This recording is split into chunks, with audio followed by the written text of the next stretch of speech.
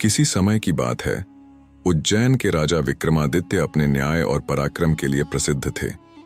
उनका दरबार ऐश्वर्य और शांति का प्रतीक था। एक दिन दरबार में एक अजनबी व्यक्ति आया। उसके हाथ में काठ का एक घोड़ा था।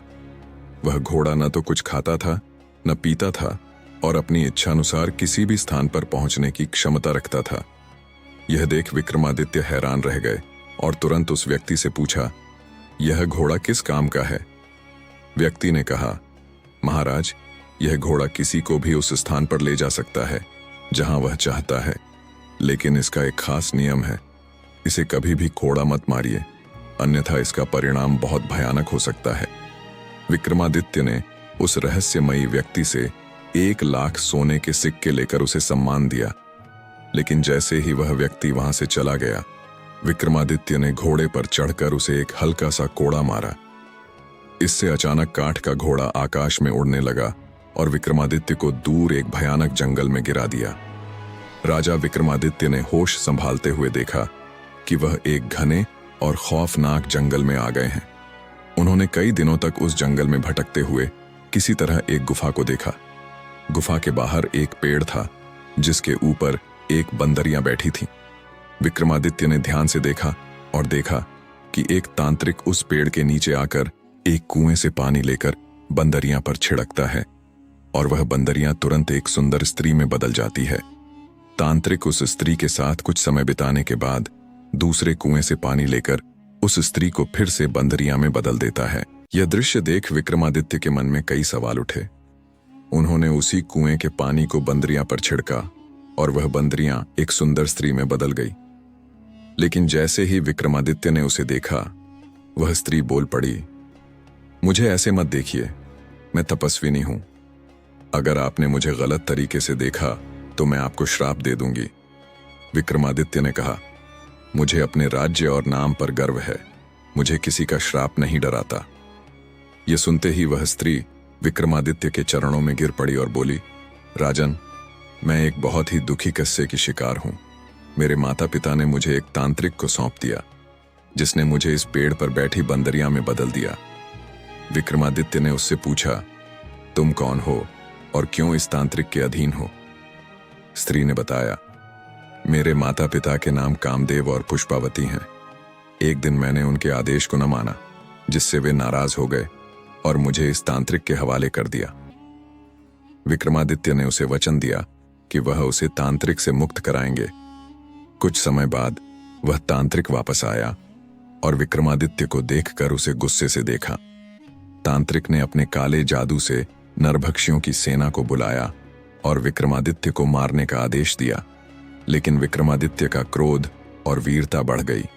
उन्होंने अकेले ही नरभक्षियों की सेना को खत्म कर दिया। तांत्रिक यह देख दंग रह गया और समझ गया कि विक्रमादित्य कोई साधारण आदमी नहीं है। उसने अपना मायावी रूप बदल लिया और विक्रमादित्य से युद्ध करने के लिए उनकी तरफ बढ़ा, लेकिन विक्रमादित्य ने बेताल का आह्वान किया। बेताल प्रकट हुआ और उसने तांत्रिक को काबू में किया। बेताल की शक्तियों के आगे तांत्रिक की सारी ताकत बेकार हो गई। वह विक्रमादित्य के सामने घुटने टेक कर माफी मांगने लगा।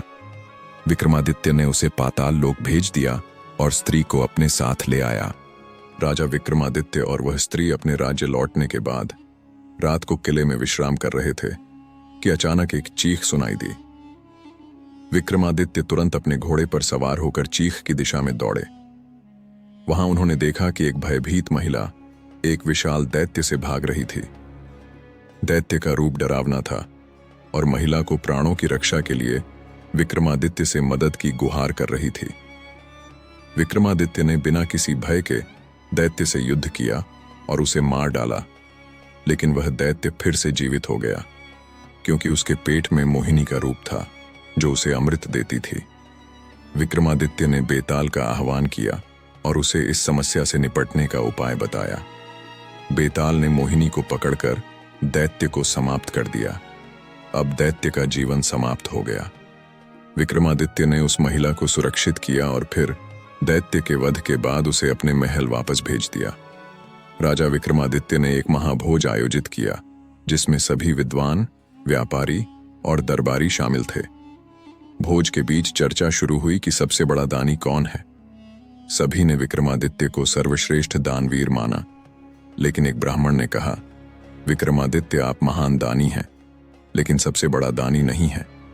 ब्राह्मण ने समुद्र पार तक्षशिला नामक राज्य के राजा अधिरथ का उदाहरण दिया, जो प्रतिदिन 1,00,000 स्वर्ण मुद्राएं दान करता था। विक्रमादित्य ने बेताल की मदद से राजा अधिरथ के राज्य में जाकर उनकी दरबार में प्रवेश किया और देखा कि राजा अधिरथ सच में प्रतिदिन 1,00,000 मुद्राएं दान करता था।